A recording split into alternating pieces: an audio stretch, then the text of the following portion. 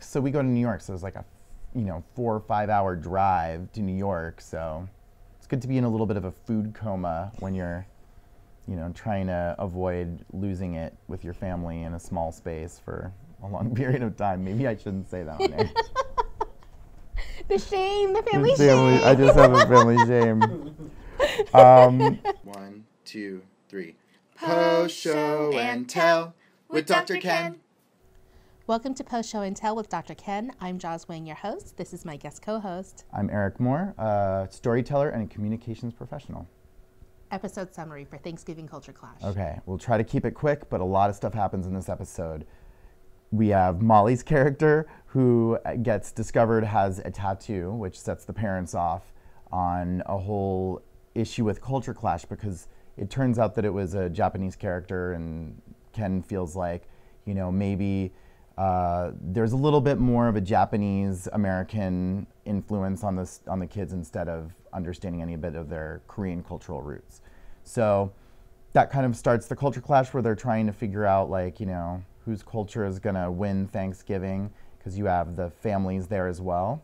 And then on the other side with the Welltopia Medical Group, you end up with our friend Julie, who is heartbroken and trying to do an orphan Thanksgiving with all of her coworkers. And only Damona and Clark make it and are kind of held hostage. This episode is a lot of fun because there is so much going on, but I think we have to start with the Culture Clash. Okay. So with the Culture Clash, this is the first time that we actually discover that Allison is Japanese American, right, and Ken is Korean American. So they're actually, in terms of TV network sitcoms, the first Asian American couple where they're not the same kind of Asian. So it's actually kind of a big deal because this actually sets up a lot of that Culture Clash for them as a couple. But also, you get the grandparents, and so where they've got their cultural background, they're also just grandparents of this American family. So, you get to see their interactions with each other as well as their interactions with their kids and their grandkids. And it plays out nicely in this Thanksgiving episode because Thanksgiving's all about family. Now, right, this is the first time we've seen everybody together. In fact, they say this is the first time both sets of grandparents are there. And so it's just setting them up really nicely for a little bit of interesting interaction. And you see kind of what's going on with both sets of in-laws. Yeah. Do you relate to that? I mean, when you have in-laws together, do they? Well, I think anytime you bring kind of extended family together, there's always the potential for craziness. And I think, it's a sitcom situation. Of course, we expect to see some uncomfortable moments. And in fact, there was some awkward moments throughout. Yeah.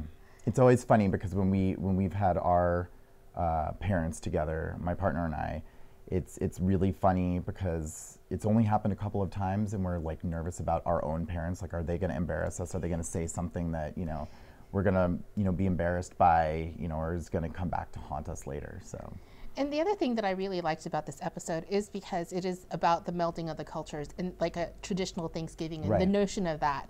I really related to that because growing up, Thanksgiving was not part of my own family tradition, but later on as kind of extended family started to get together more, we had a new Thanksgiving tradition, which involved kind of the more traditional stuff, the turkey, the mashed potatoes, the stuffing, all that stuff, but had a little bit of a Taiwanese American influence, I would say. Okay.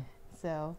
How did the Taiwanese American influence represent itself on the Thanksgiving table? I think it's hard for my mom not to be part of the cooking experience. Okay. So she would always just put things onto the table that didn't necessarily fit. So, it'd be stir-fried shrimp or, pickled vegetables of some sort, and then it's oh, sure, this isn't necessarily Taiwanese American, but oh, this wasabi is kind of like horseradish. Just put that on the table, Right. Yeah. My family is Jewish American, and we've got a big Thanksgiving that our great aunt has been putting on for generations actually at this point. And so it's this huge extended large, family gathering, and it's pretty traditional in the types of food that are served, but you definitely get a little bit of the kind of Jewish food there. There's chopped liver that everybody goes crazy for. I don't care for it, but everybody else loves it. So you get to kind of see how, all these different traditions from our cultural background, show up on our Thanksgiving tables. I mean, I would imagine that for a lot of people, you know, you want that kind of tradition to kind of come back to every year. But then again, like, how traditional is traditional these days, right? I think we all have to make our own traditions, and I think it's really fun to see the Park family, you know, kind of like that was Dave's project, right? What's your family tradition? Right. But they didn't really have one, and they were kind of making it up on the fly. Well, and I think that's also nice to see on TV too, because you end up, I think a lot of us, you know, throughout the decades have felt like, you know, our tradition should mimic what we've seen on TV over and over and over again. Mm-hmm. So having a new or a different representation of like somebody's Thanksgiving dinner, you know, it's not like completely traditional, I think opens it up a little more for people to feel a little bit more comfortable, like, oh, I guess my family is normal. It's not, you know, just turkey and ham or whatever. So what do you really look forward to when you go to Thanksgiving? Definitely seeing my family, the extended family, and then also, you know, we live in Los Angeles here.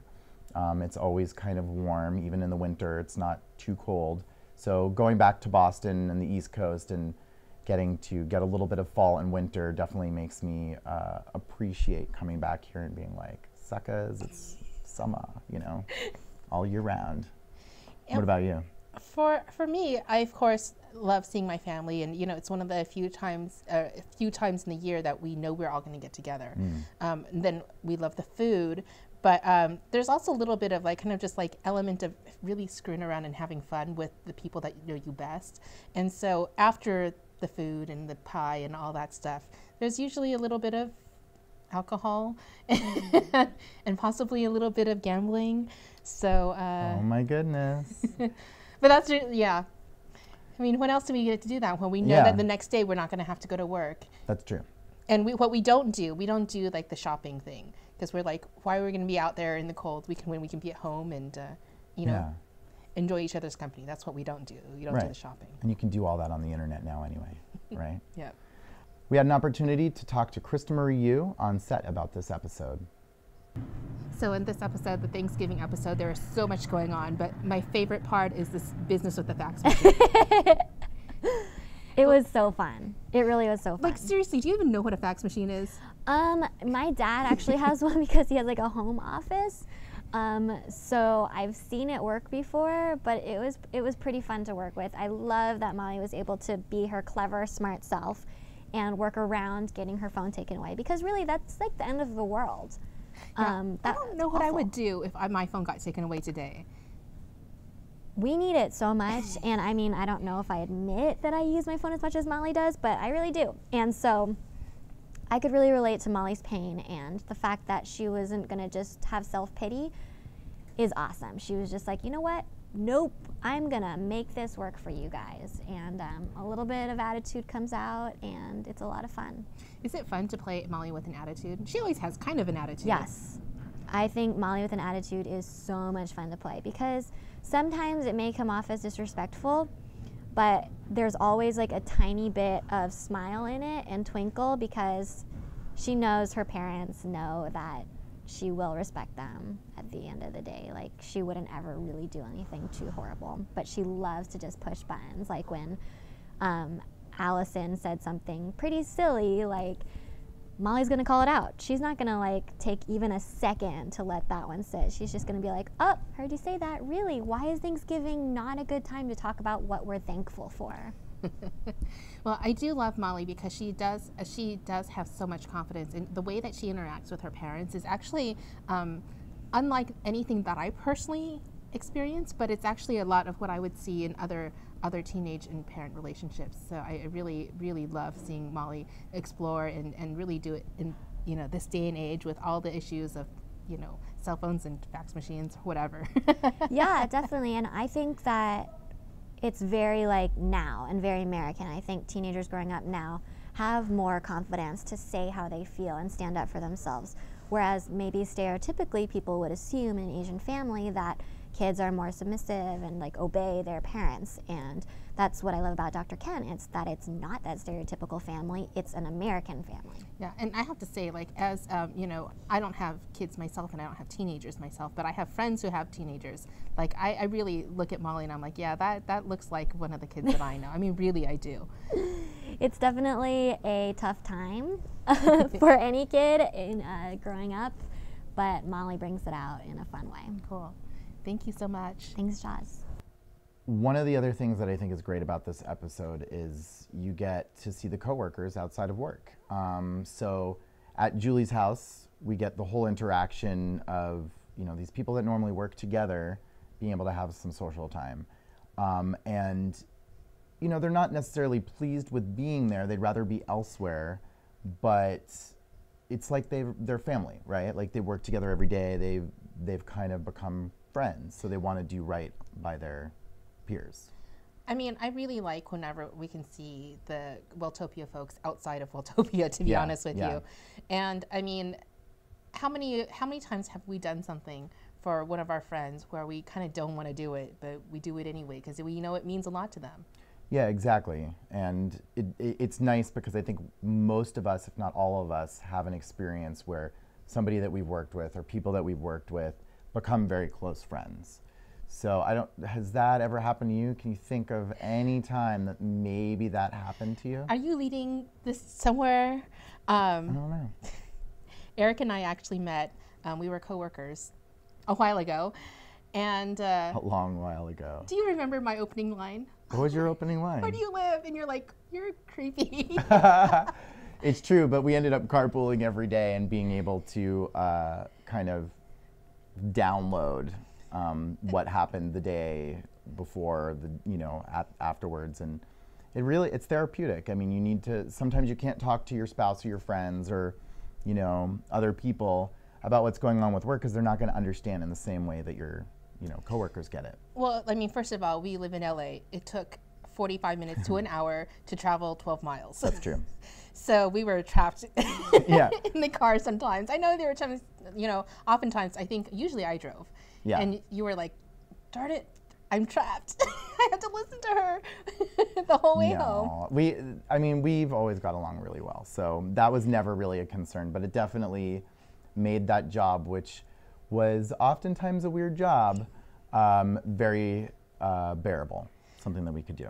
I have this feeling about jobs, which is that sometimes the job can be terrible and it might not be the right fit. Yeah. But if I come out of it with like one really good friend or relationship, like that to me is a win. And so for that job, like you were my gem. Mm-hmm. Well, thank you. Yeah, I mean, likewise. Each job, I think you're right, like there's something you get from each one. And I've been pretty fortunate that every job I've had, I think I've come out of it with some really close friends. We also had an opportunity to talk to Suzy Nakamura on set about this episode.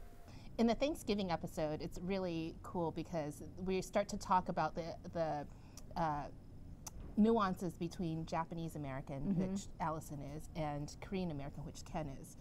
Talk about some of the things that are happening in this episode that you haven't experienced in terms of having a character with these kind of storylines.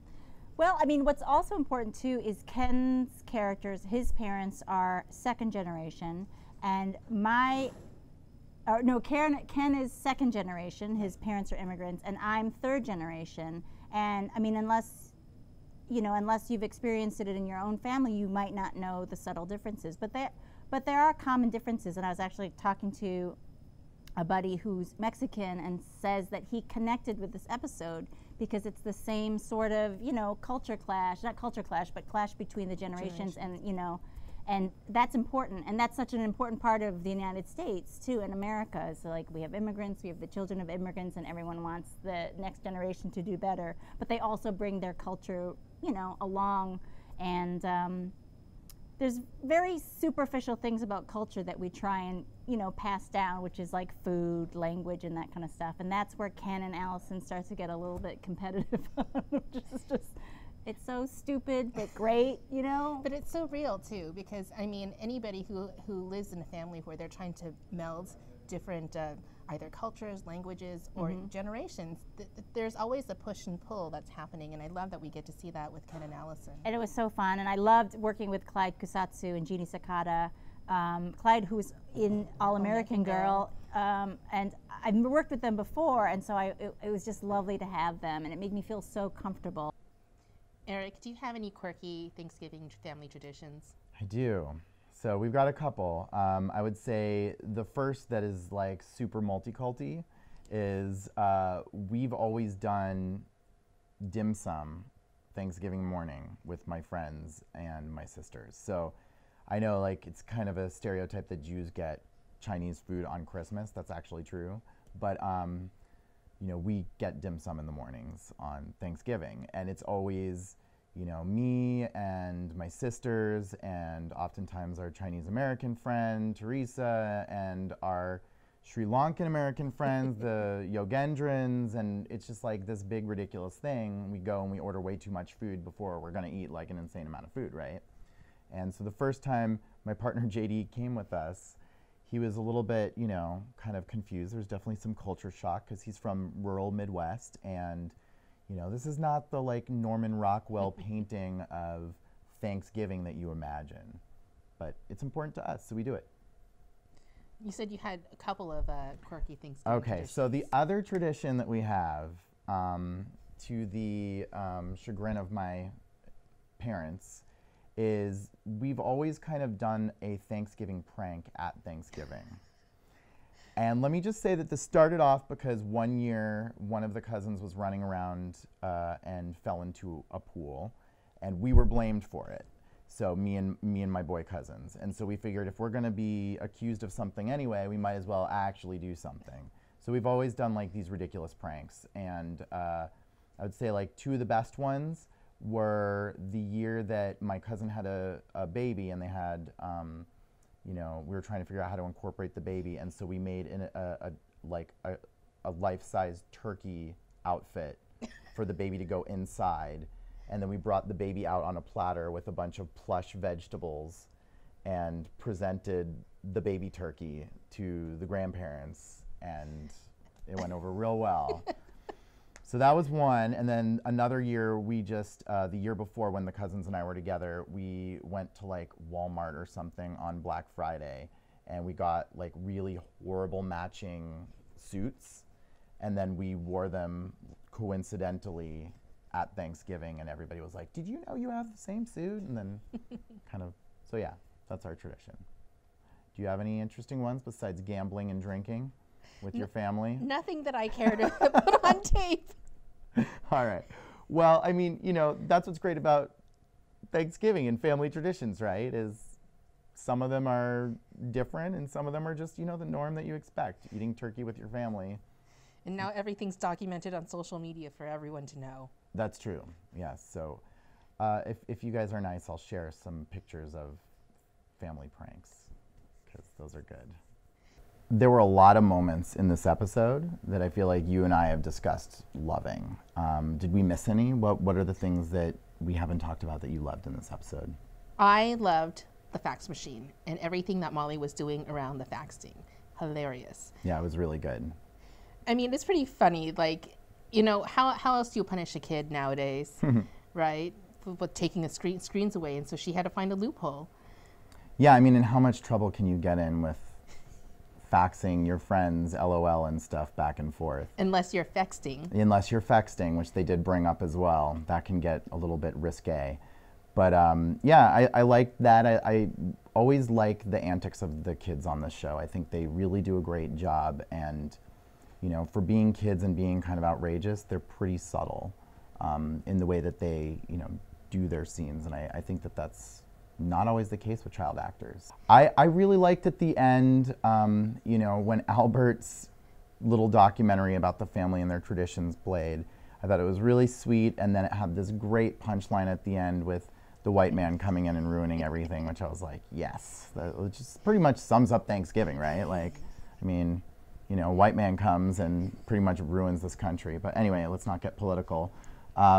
It was nice to see the family traditions and whatnot on his little screen. And I think this is a good time to ask our viewers what their Thanksgiving traditions are. So let us know in the comments, tweet at us, you know, email, tweet, like, all that good stuff on social media. Thanks so much for joining me this week, Eric. Thank you, Joz, and happy Thanksgiving. Happy Thanksgiving. See you next time. Bye, guys.